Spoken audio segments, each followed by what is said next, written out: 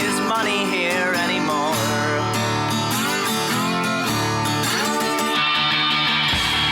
Peter Piper picked a pack of putrid penises. Peter Piper picked putrid penises.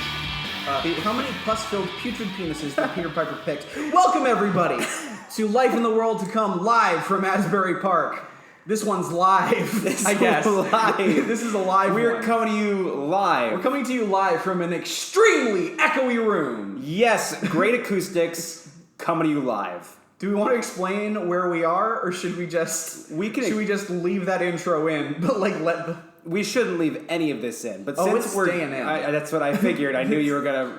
All right, well, I pressed record. We have 1 hour. This is it. This is what we're doing. Okay, welcome to Life in the World to Come. Episode coming to you, 2, bitches. Episode 2, bitches from live from bitches. Live from bitches. To the bitches, by the bitches, for the bitches. This is it. This is the second episode. I'm so glad this is what's happening. I feel like you're just saying things now in the hopes that we'll start it over, but I'm not going to. I'm also saying things in the hopes that something will come out that is not terrible. Well, I figure if enough things come out of my mouth, eventually, just statistically, it's like monkeys something. and typewriters writing Shakespeare after enough, Yeah, if we just say enough words, eventually one of them will be something funny about the apocalypse. Doodly do. The world is something. Yeah. Radiation and zombies. Good. So anyway, we're coming to you live from Will Wood's head. Coming from the inside of my head, which is, as you expected, very echoey. Yeah. Will has an art studio. I feel like we should at least explain that. Yeah, that we're not coming that, from the inside of my head. Will is a musician and an artist, and he has an art studio, and recording this inside of an art studio. That doesn't have anything to do with the apocalypse, but it's a true fact about us as people that now you know. Welcome. Last night we premiered our movie. We made a movie. Yeah, and it's very bad. Yep. And but very good. Yeah, but very bad. But very bad. But it's good. Yeah. And when it comes out on Amazon, you should maybe watch it. Yeah, and if do that, and if you want, we're probably gonna do like a big screening at some point, like a big public screening, and that should be a lot of fun. Yeah. But that's not. Yeah, really this the point we're of not this. We're not here to do product placement. We're here to. We already did. That's what happens. You say we're not going to start over. Okay, I'm going to pop some product placement. Look, we don't have sponsors. Yerba Mate by Guaya. This episode is brought to you by Yerba Mate. It's a fucking weird energy drink tea. It's great. It's made Here's from the sound of me popping the cans, so you know we're not bullshitting. It's tea from the Amazon rainforest that is both relaxing and stimulating. Like a speed ball, and it was brought to you by Guayaki, who are our sponsors. Guayaki, if you want to sponsor us, we already put in the effort. Yeah, you might as well. And look, Red Bull, if you don't sponsor us, we're going to keep doing this for free for Guayaki every week. That's right. We're going to encourage people to buy Guayaki's drinks instead of Red Bull. Which Chris did today. I did. I had an option of getting weird tea or Red Bull, and they only had the Red Bull in the little cans, so I got the weird tea. And because apparently quantity matters to me more than quality. Yeah, because to be honest, this stuff makes your tongue feel dry despite being a liquid. Yeah. It's kind of gross, but we're going to keep plugging it instead of Red Bull unless you give us that sweet, sweet Red Bull money. So... hey, let's make a podcast about the apocalypse. Right, that's the thing. That's what we're here for. So, welcome to Life in the World to Come, where we answer your questions about life in the world to come. The event is happening. It will happen. It didn't happen in the 2 weeks or so that we did the last podcast, which is a disappointment, I think. But I think that... But it will happen. Yeah, and honestly, it just means that we have more time to prepare you guys. Which is really... That's like... kind of important. Time is of the essence. We have to make as much as we can out of the little time that we have left in the world that currently is, because the world to come is going to ask a lot of every one of us. This is true. Let's jump right in. Speaking of art studio, I was about to say. Okay, cool. Yeah, it's a perfect question to start with, seeing as we are in I'll say it again, extremely echoey art studio. Yes. What we do is we answer questions sent to us by you, the listeners, to help you better prepare for the world to come that you can expect after the event unfolds and we see the world as we know it laid to waste. So, and seeing as we are in an art studio, we have a question that is that pertains to art. Let's hear. I'm a dyslexic, and there are 7 questions on this file, and I just can't find the one I'm looking for. Uh-oh. They're all there. They're all within my field of vision. We can start with a different one. I found it.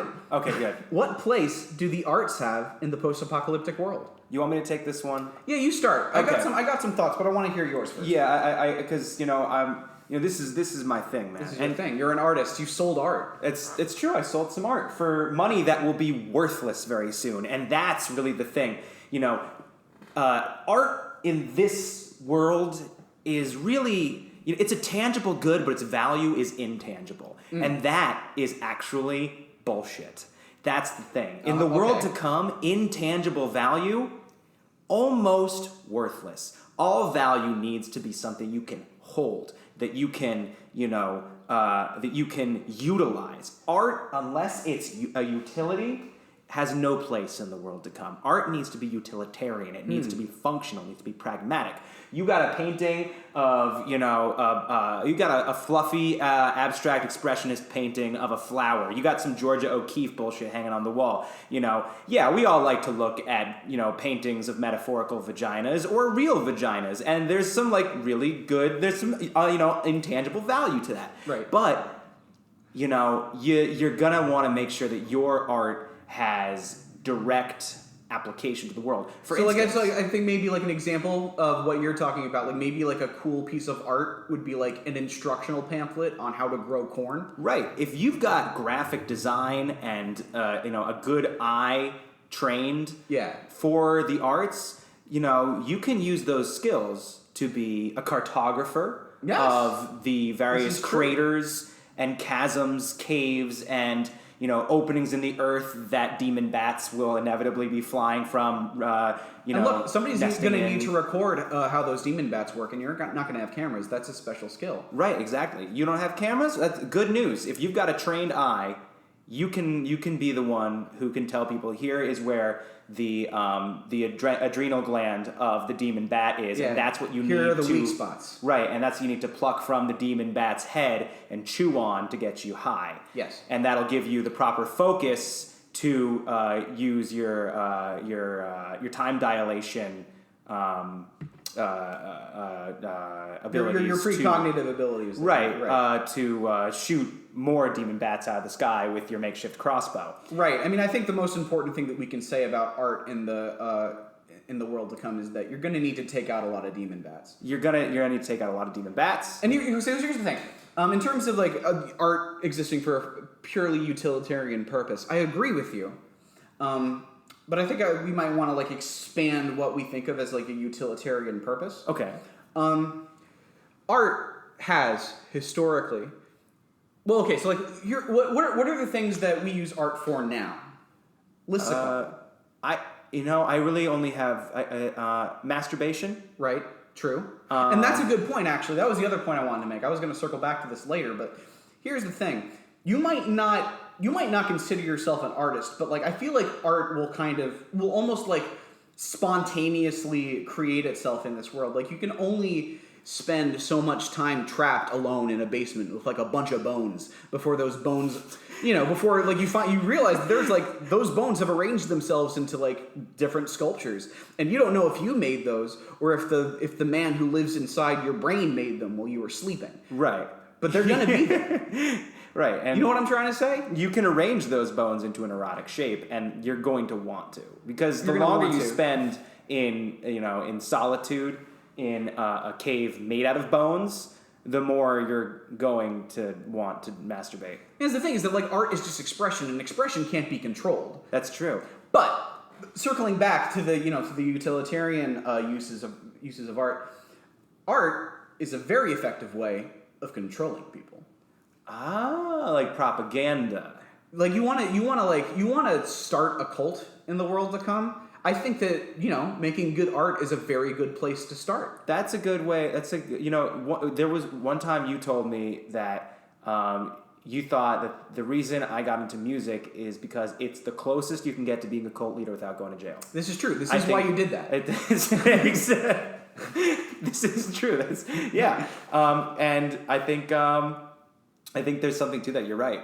If you want to be a cult leader, you got to at least be able to draw like a mysterious eye symbol. Yes. You can't do it if you can't draw a mysterious eye symbol or pyramids or something like that. And the thing, or if you make music, start writing songs about your glory and strength and power and why other people need to respect it. Right. And if you can force physically, through force and intimidation, convince somebody else to play those songs for you, you're golden. Yeah. Absolutely. So maybe I think that's the use of art in the apocalypse. It's not necessarily, if you're an artist, that's fine. But what you really want to do is that, like, if you're like an 8 foot tall, very strong man with 4 arms, a 4-armed, very strong man who didn't have a lot going for him in this world, but in the new world, like his strength and brutality has become an asset. What you're going to want to do is find an artist, and basically turn him into your PR team. Well, that's really what it's all about, is that, in the world to come, power is everything. And art is a way to power. Think about this. I was talking about Georgia O'Keeffe earlier. If you can draw a beautiful rendition of a vagina, guess what's not around in the world to come? Hardcore pornography. Yeah. Well, I was going to say vaginas, but yes, also hardcore. Well, there will be vaginas. They just might not be what we are used to. They might have eyes. They might have eyes, and they might have 4 arms and be very strong. The vaginas. You can expect vaginas to take on a whole new there might dimension. that was sexist of me. There might be plenty of vaginas in the apocalypse. Yeah. They're just going to be weird and mutant. Yeah, you might, which really could be great. Multiple vaginas on one woman, not to be cis normative, but it could be good for you. It's always good to have options. Yeah, so if you can draw a lifelike rendition of a classic pre-apocalyptic vagina, which people are likely going to have forgotten what they look like, if you can give that to, say, a sultan or a murder boss. Yeah, just warlords. Just general warlords. I think that's the word. Types. That's the word I was looking for. Right. Murder boss. I liked sultan. Okay. Sultan was evocative. I think I was just trying to figure out how to say warlord, and I couldn't figure out what the word was, so I went with murder boss. Sultan is very good, and I think you should stick with Okay, sultan. so let's say you've got a sultan. Yes. And you want to be that sultan's right-hand man. Well, they say the key to a man's right hand is through his penis. And so you have to, if you can bestow upon him a gift of a lifelike rendition of a pre-apocalyptic vagina. Of a true vagina, of a pure vagina. Right. Well, then you're going to have power. And that's the point, is if you can use the evocative power of art to turn into tangible power, that's where it has a place. That actually just gave me an interesting idea, though. What? Because here's the thing. Nobody's going to know what those vaginas look like. They're going to be able to guess, but they only... You, as an artist, you control the past. You have full control over the narrative. You could decide that vaginas look however you choose for them to look. If you're an artist, if you're a warlord and you have a weird vagina, you could commission an artist to draw what a classic human vagina looks like and just have it look like yours. And then for the rest of human history, that is your vagina is now the perfect vagina. Well, it's interesting that you say that, because how all the studies say that the average penis is between 5.5 and 6.5 inches. It's not. It's 8 or 9 inches. The average penis is roughly 12 inches long. It's roughly a normal penis is a little north of 15 inches. I would guess. And but the powers that be all have small penises. And in the world to come, I think that we'll find that 15 inches. If your penis is smaller than 15 inches, you'll never please a woman. And point being, you control the narrative. You control the genital narrative. If you have artistic talent, you decide what genitals look like. Mm-hmm. just a nub with 2 orbs attached to it, and the word "very good" with an arrow pointing at it. They're gonna put that in the history books. Exactly. And that brings me to another subject, because there's, art can refer to a lot of different things. We've been mostly talking about like visual art and a bit about music, but theater is going to become really very much in handy in the world to come. If you can act, then you can convince a sultan of a lot of different things. You can, if you have an acting ability. When you move to Agrabah, which will be a real place in the world to come. Well, I mean, that movie takes place in the future. I don't know if you've heard. Oh yeah, no, that is a thing. Yeah, that's totally a thing. It's interesting. That movie gets a lot right. So when you are talking to the actual Sultan from Aladdin. When you're face to face with Jafar. When the real Sultan from Aladdin asks you to draw his penis for you. I don't know, you finished the end of that sentence. It feels like you were going somewhere with that. When the Sultan from Aladdin.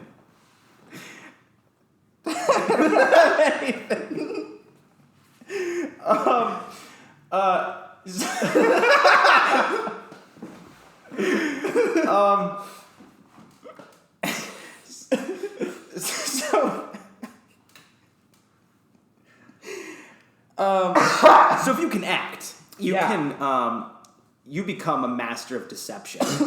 And in the world to come, stealth will not necessarily be an easy thing to have, because many of us will have forearms and be very strong and large. Right, yes.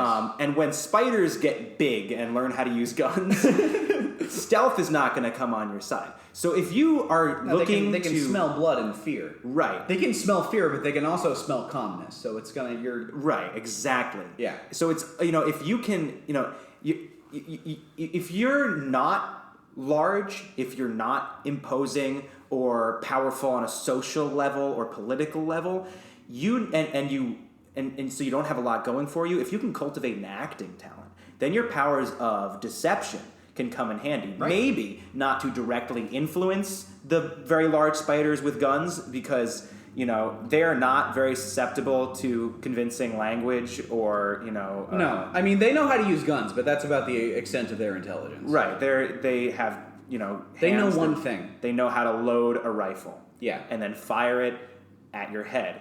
They know where to hit you in the head, where it makes a nice boom. Yeah. But it's all in a very kind of weird predator kind of way. It's just hunting instincts. Right. That's they just know how to do that. Yeah. You can't fool one of them. Right. You can't trick a spider. You can't trick a spider. You can't do it. Idiot. You fucking moron. What do you think? You just trick a spider? Spiders know. They understand. They might not be able to engage in diatribe. You can't you can't convince them of anything. You can't trick them. They see right through you, and even if they didn't, they don't care. You're dead. You got shot in the head the second the spider saw you. So spider's got an Uzi. Uzis are smarter than everyone. Yeah. Because they just kill you. Yeah. So you're, what is that? What was that? Deception. Oh, right. You need to be able to, so what you got to do is you got to make sure to be able to deceive people into giving you their weapons using your acting skills, so that you yourself stand a chance against the very big spiders with guns.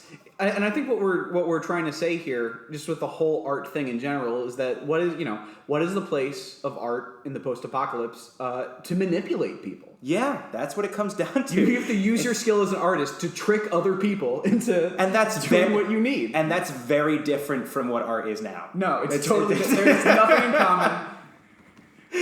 Nothing at all. That's not what art is. Nope. Art is not just a very strange and colorful version of mind control that people think is good. Nope, it's not. And we should move on. Yes. Next question. The next question. Oh man, we didn't decide what order we were going to do these in, so I'm just going to fucking pick one. What are the pros and cons of drinking piss for survival purposes? And that question comes from Alexandra F. What are the pros and cons, Will, of drinking piss for survival purposes? Well, there's a lot to consider there. Primarily, there are a lot of pros and cons to consider of drinking piss for pleasure as well. Well, here's what I'm thinking. So, here are the downsides of drinking piss, right? Potential contaminants, It's not guayaki yerba mate. It isn't guayaki yerba mate, and that's the first problem, honestly. Right. We didn't. Yeah. Mm-hmm. Take note. You should only be drinking energizing tea at all times. And never Red Bull. Never Red Bull. Unless Red Bull gives us money to say otherwise. Because that's... Yeah. Okay, but here's the thing. Okay, sorry. Potential downsides to drinking piss. Okay, so you got, potential contaminants. Look, I don't want to like mince words here, but judgment. You don't want people knowing that you do that. Right. It's yucky. There's only so much of it that you can feasibly produce. You think of it as this infinitely recyclable thing, but it does eventually you just... Well, the more pee you drink, the less pee you're going to be able to drink. Like, you drink your pee, what are you going to pee out? Pee. You're going to pee. And then you're going to drink that, and you're going to pee that's already been peed. Right. But the upside is that it's delicious. Respond. Respond. Yeah, that's really. I think those are the pros and cons of drinking piss in general. Is that it? I think we covered it. We spent 20 minutes on the last question. Yeah, I don't know what else do we need to say. It's it'll keep you hydrated when the sun is trying to kill you because the sun is now sentient. And that's the thing that we didn't mention in the last episode. We forgot. Did say that the sun is trying to kill you, but we didn't mention that it's trying to kill you on purpose. It doesn't like you. It has the sun has eyes now, and they're glaring at you, and they're mad. The sun is like it's wearing sunglasses. It has sunglasses, but it's like fucking. It's not like hey fun. Like this is it's like a brochure. Yeah, it's like it's not like a fun brochure for like Sanibel Island in Florida where it's like an anthropomorphic sun and he's wearing like a Jimmy Buffett shirt. This sun is like wearing like Terminator glasses and has a gun. The sun in the world to come, the sun hates you, and the sun has a gun. The sun. We can retcon that, right? Yeah, sure. Okay, cool. But for now, the sun wants to kill you. Right. So when the sun is actively targeting you personally, you're going to want to stay hydrated because it is trying to dry you up like in a snap. And it can, The only reason when you step outside, you don't immediately go up in flames and like turn into a dust ghost and blow away as a tornado, which will happen to many people. The only reason it hasn't happened to you yet is if the sun either is showing you mercy because it has some sort of affinity for some element of your personality, or because it wants to toy with you.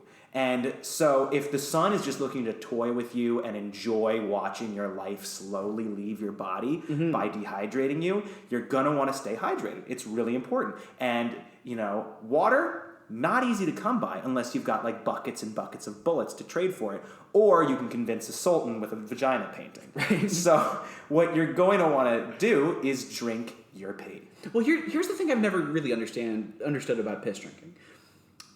Is that as I understand it, like what pee is like you drink like like a water or preferably like a guayaki yerba mate, and then once all the good hydraty bits like get sucked into your body. Yes, and what's left comes out as the piss. So what I'm assuming is that the more cycles you go through, like the more times you drink your own piss, like the less and less it's actually going to like succeed in hydrating you. Like the only upside that I can think of is the very good flavor. Well, that's it's like the very good taste and flavor of piss. Well, that's sure, but that's like when it comes down to the flavor, like many other delicacies, it's the tang, and it's almost the thing that makes it taste bad that makes it taste good. Ooh, yeah. Like like it's almost like it's like aging a wine. Like you just like keep cycling it through. And exactly. It's the things that like put a little bit of stank on a flavor that's good. Like blue cheese is defined by the mold. You're selling me on this. Belly Locks salmon is defined by its salty sinewyiness. Jerky is old meat that you hung up for a long time. It's the things that should make it taste bad and kind of give you a little bit of kick of gross that really makes a delicacy work. Crabs, for instance. Disgusting animals. They're essentially spiders, and in the world to come, they will be mating with spiders. You will see land crabs that are 8 feet tall and also know how to use guns. That's how the spiders can use the guns. Is got they got crabs little, taught they got little. Well, I was gonna say they have little claws now, but yeah. Also, the crabs but also taught the crabs did teach them how to use guns. Because, as you know, crabs are very intelligent, and they've known how to use guns for a long time. Right, but they just lack the means to do so. They're underwater, right? But guns don't work.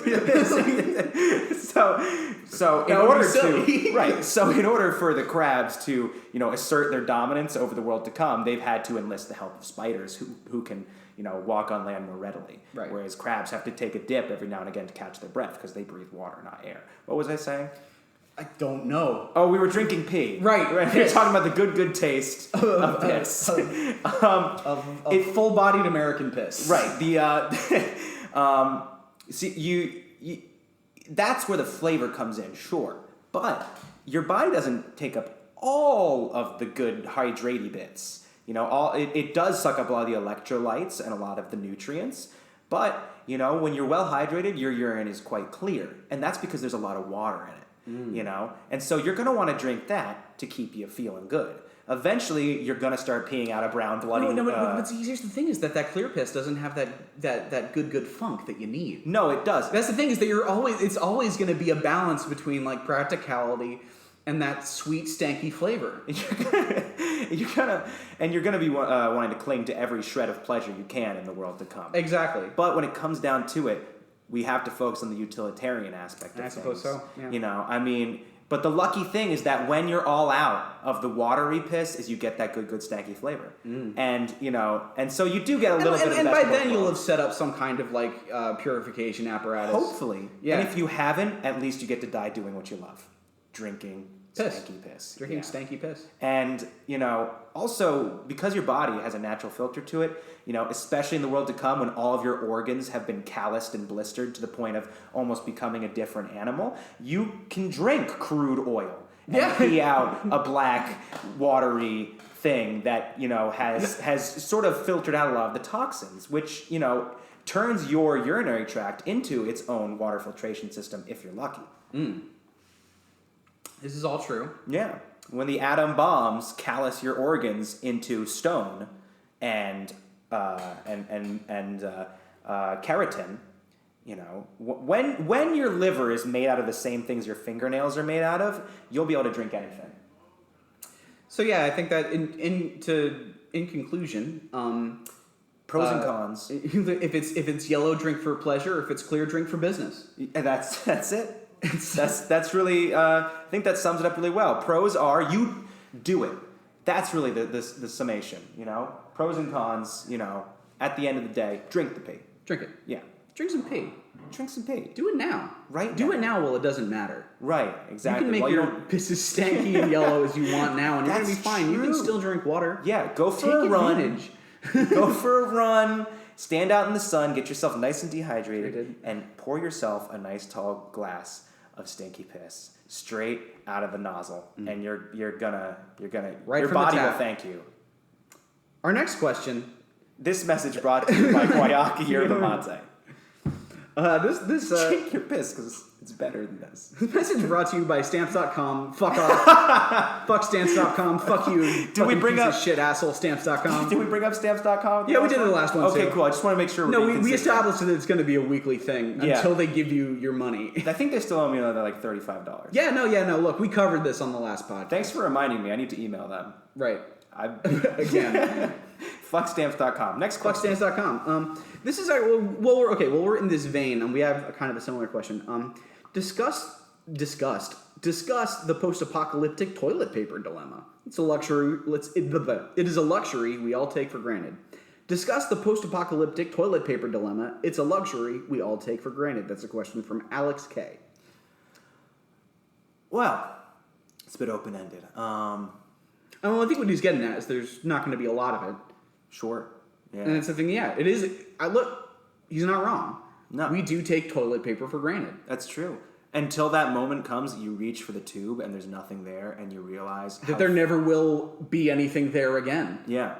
There will come a time in the near future where toilet paper is either being hoarded by the sultans or it's all gone. It's just all been the poop thing is that, talk. like, you know, you always hear, like, stories about, like, well, you know, there wasn't any toilet paper, so, like, I had to just, like, use my underwear and throw it out. And, like, That'll happen. That'll happen, but here's the thing, you only got so much underwear. Right. At what point are all of your clothes covered in your own shit because you didn't have any other options? Eventually, I think that'll happen. This is the best episode of this podcast. I mean, it's the second We're only one. talking about piss and shit. I love it.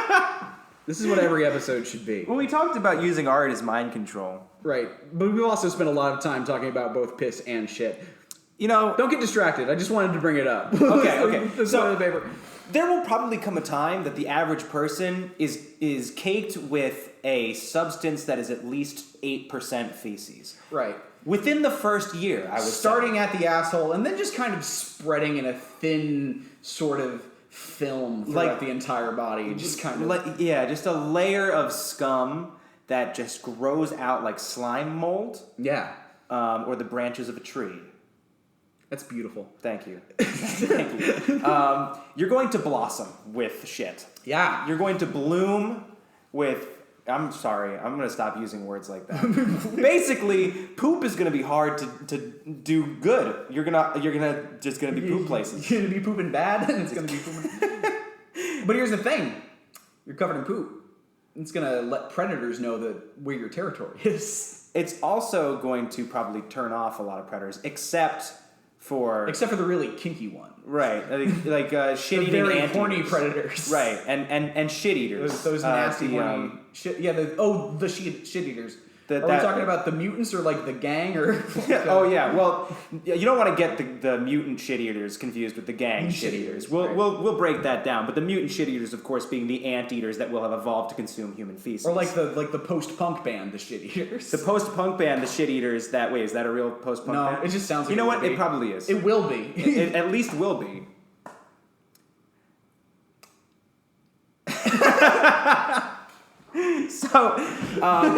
So you're going to turn off a lot of predators. You're probably going to turn on some predators too.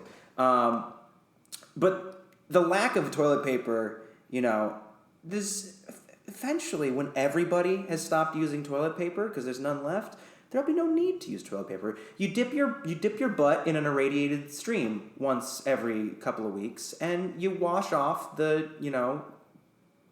Or here's another suggestion. Use your hand.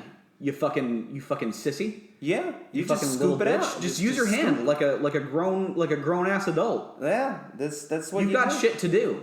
You've got. You've got places to be. You've got fortifications to fortify. You're right. You're busy. You're a busy man. The days of sitting on the toilet on your phone, they're over.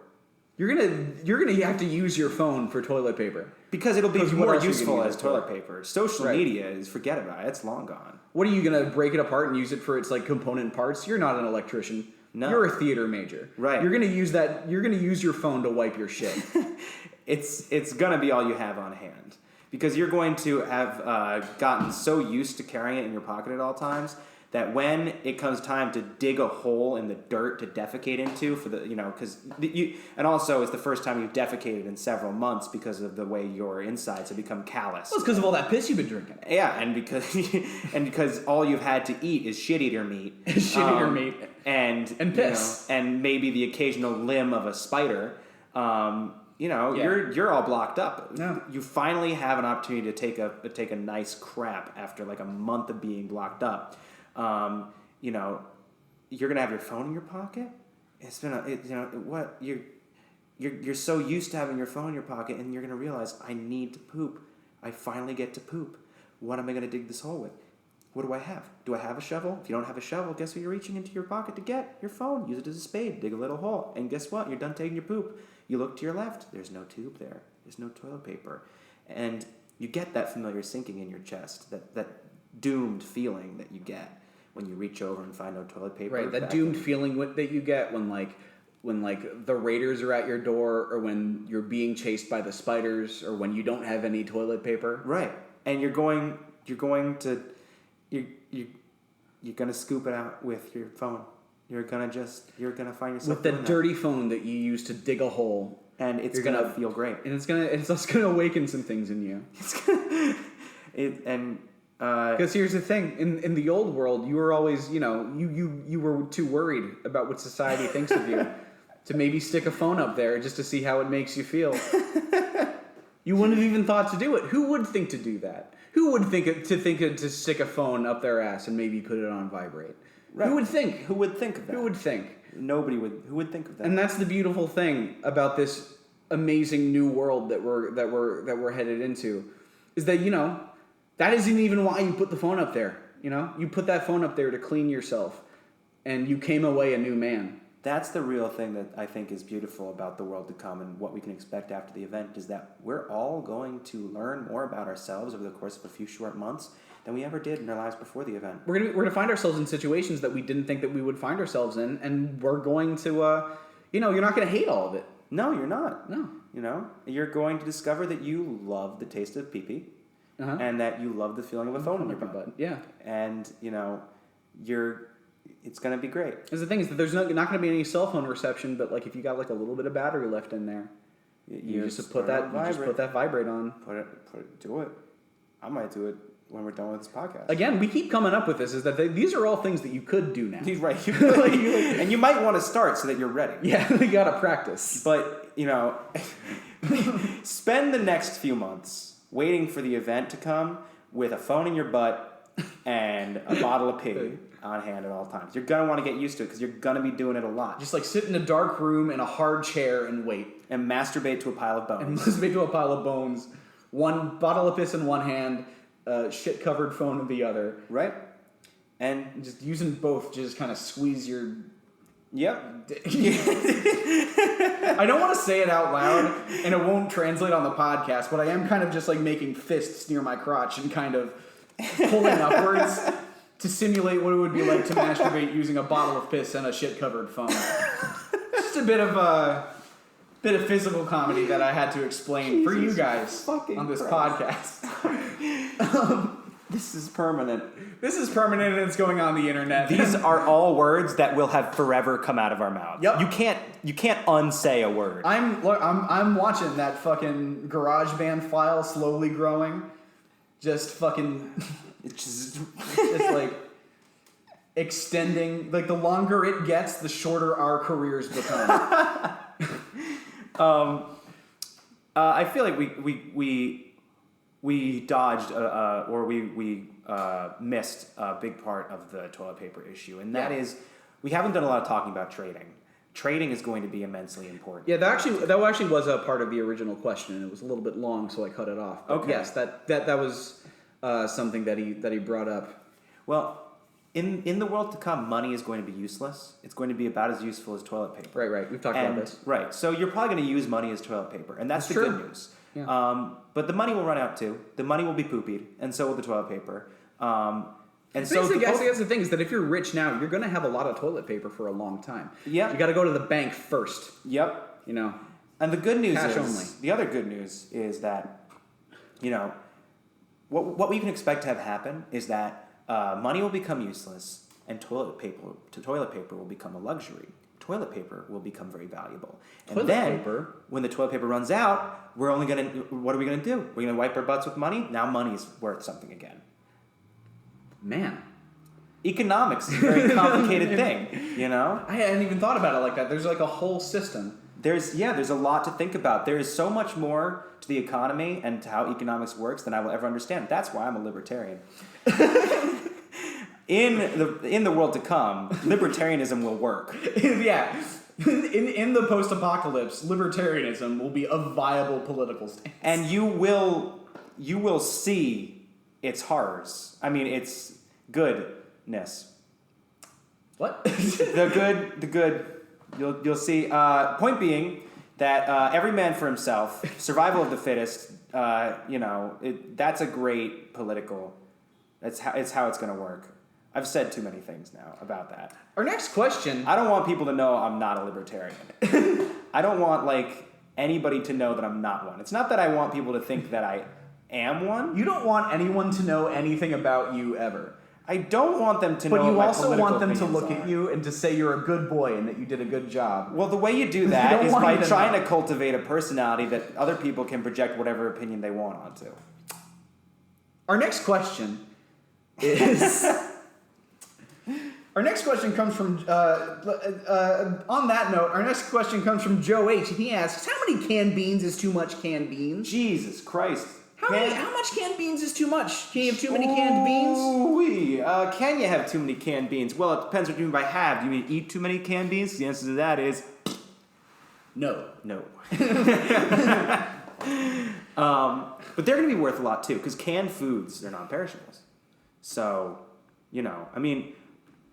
I don't know. What do you think? Well, here's the thing: is that I think it's a counterintuitive thing because yes, you would think, you want to have a lot of resources, you want to have a lot of resources that last, but I almost think it's more valuable to you don't want to do it like that. You want to cultivate the land. It's almost better to actually have perishable things because if you have permanent things, that makes you a target. Because there is a thing. There is a bell curve where if it eventually you have a number of cans of beans where it becomes a danger to you, where other people are gonna it's like hoarding gold.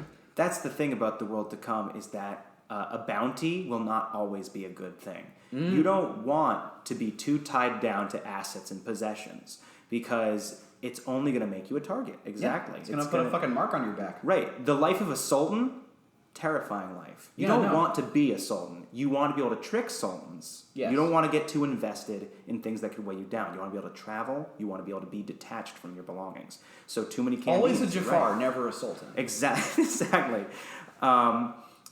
And so, I think you're right. There is a point where you got too many canned beans. And it's because they're permanent, because they are forever. Beans are forever.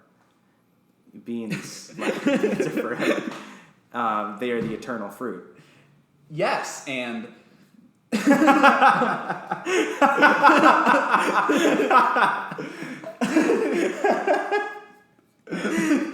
Yes, and... But if you do happen upon a stockpile of them, you're in luck. I mean, here's what I'm thinking though. Is I'm just realizing this now. Is that look, you have let's say I don't know. Let's put 10 tons of canned beans, a lot of canned beans. That's a lot. That's a lot of canned beans. But here's the thing: so is that much. it's also a lot of metal that you can use. Oh. You're gonna have to get through those beans first. It's almost like maybe you could argue that the containers themselves are as valuable as their contents. They really might be. I mean, in the world that we live in now, recyclables can get you a nickel a pop. What will they be in the world to come when people are constantly having to smelt down their belongings to make clubs and knives and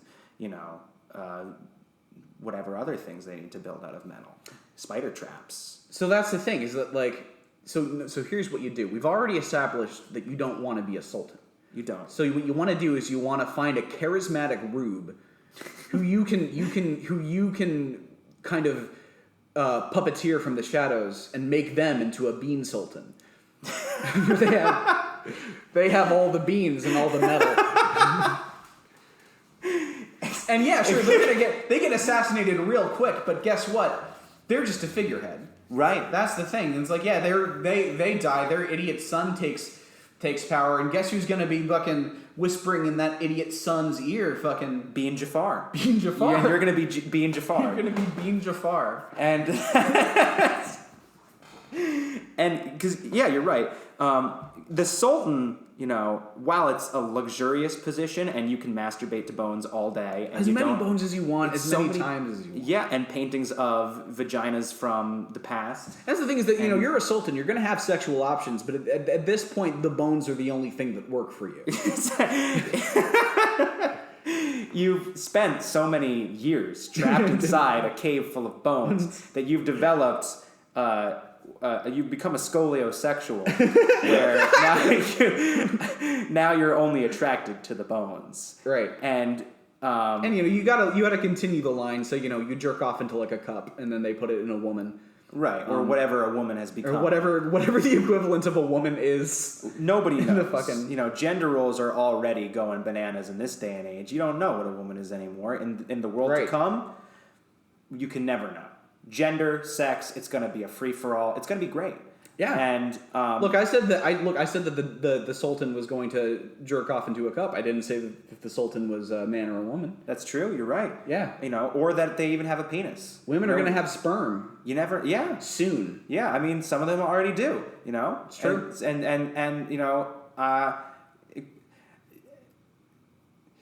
that's that. It's like. Just trying to be inclusive.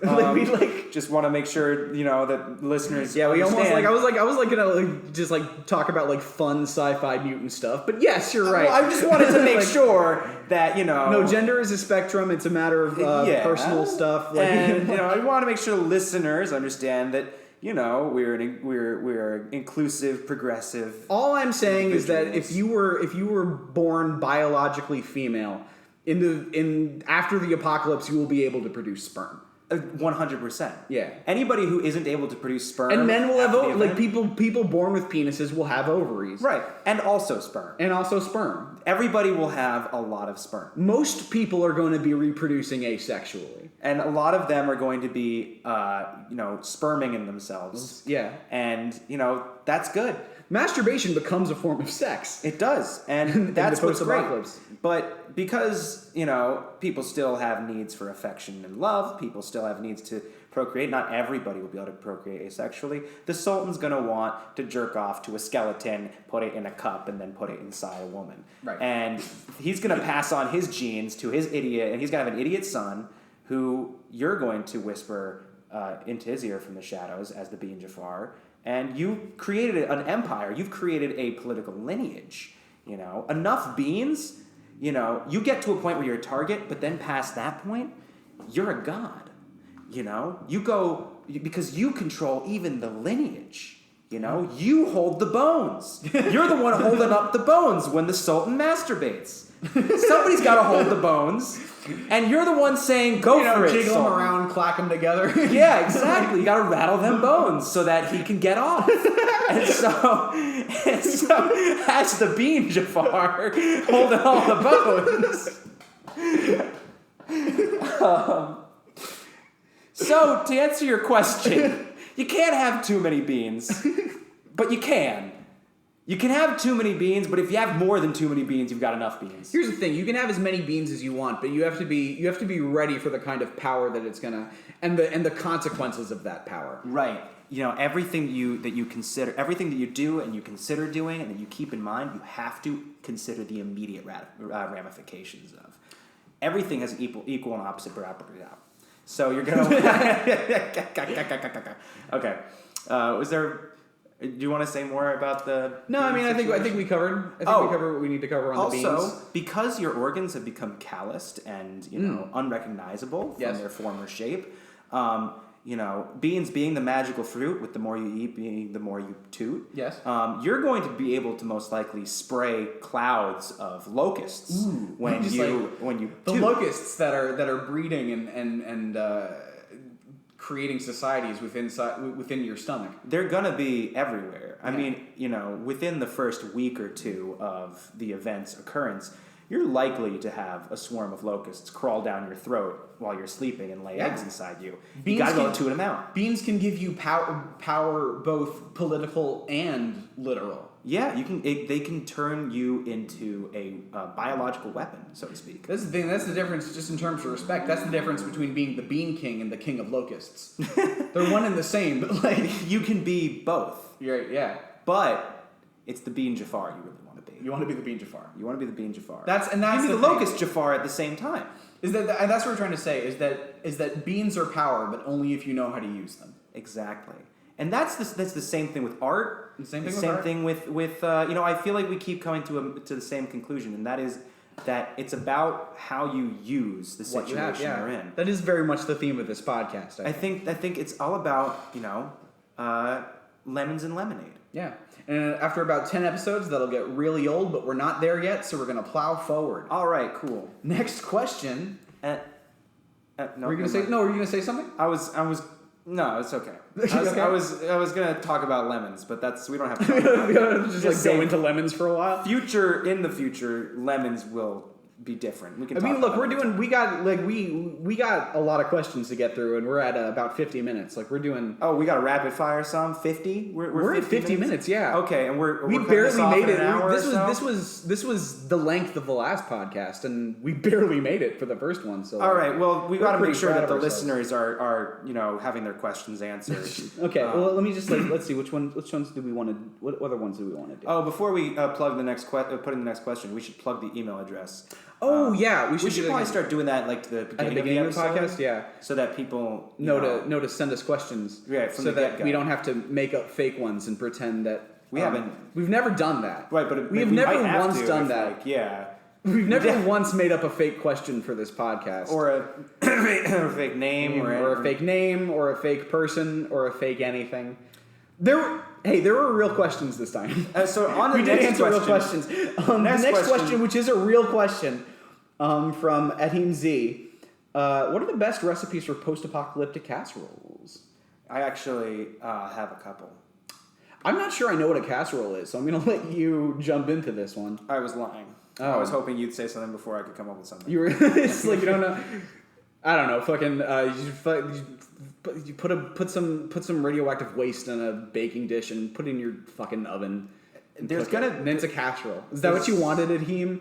Is that what you wanted? I think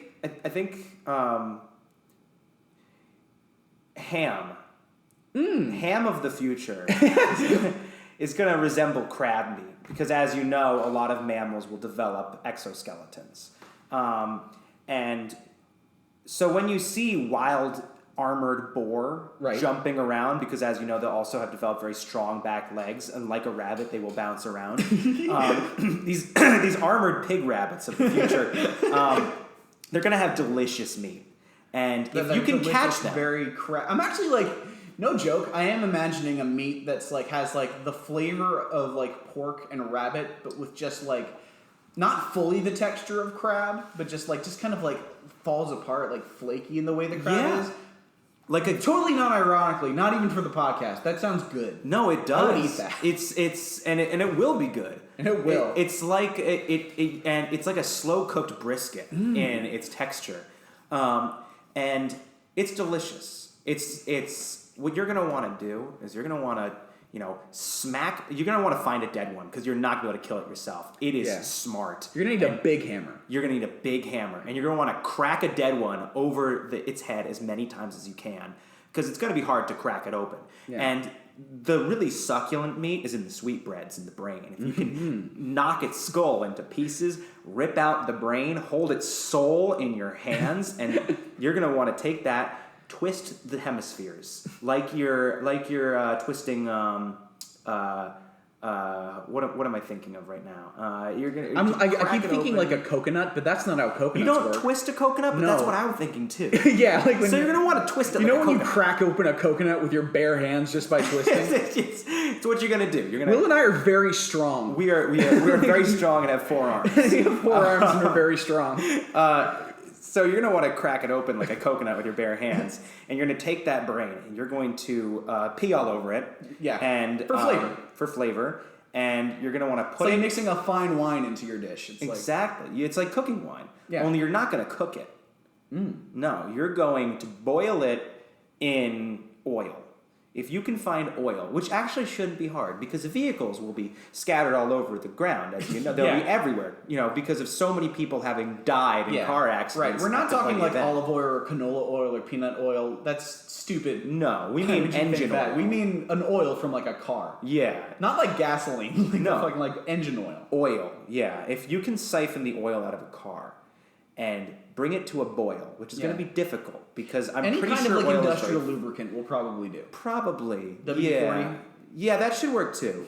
You're going to want to bring that to a boil in a crater. If you can't find a crater, a cave will do, but you need a hole that catches a lot of the heat.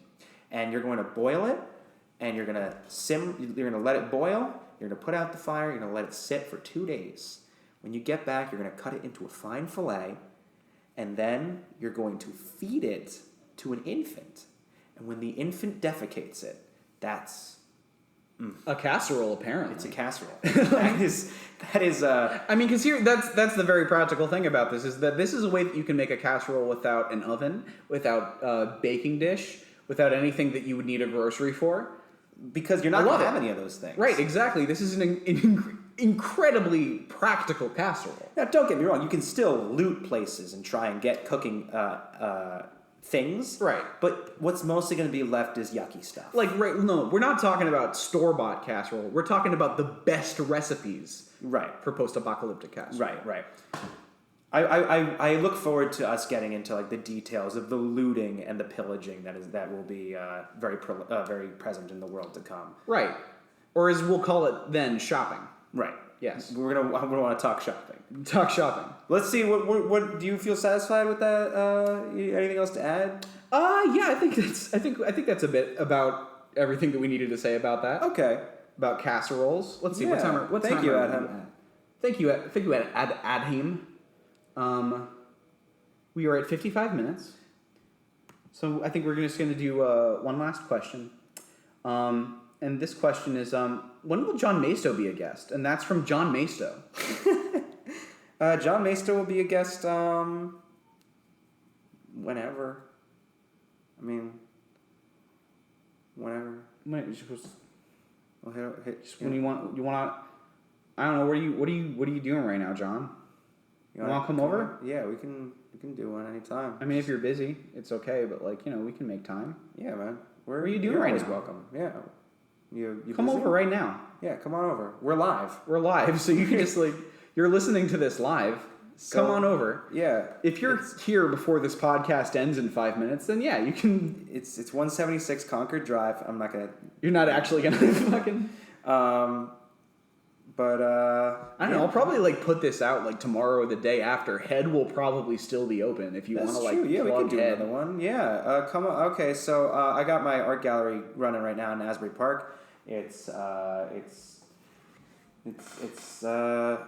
my art, and I like showing it to people. It's at 529 Bangs Avenue in Asbury Park, and it's going to be open for another week and a half or so. I've also got a couple of shows going on here inside the gallery on the 25th and 26th. So tickets for that are available on my website. We should also plug the email address so that people can send. Right, we said we talked about plugging the email address, and then we didn't blatantly did not. Yeah, it was weird. The email address is lifeintheworldtocome@gmail.com. That's lifeintheworldtocome@gmail.com. Send us an email. Send it what? I'm sorry, I said something the same time. No, you say it. Send us.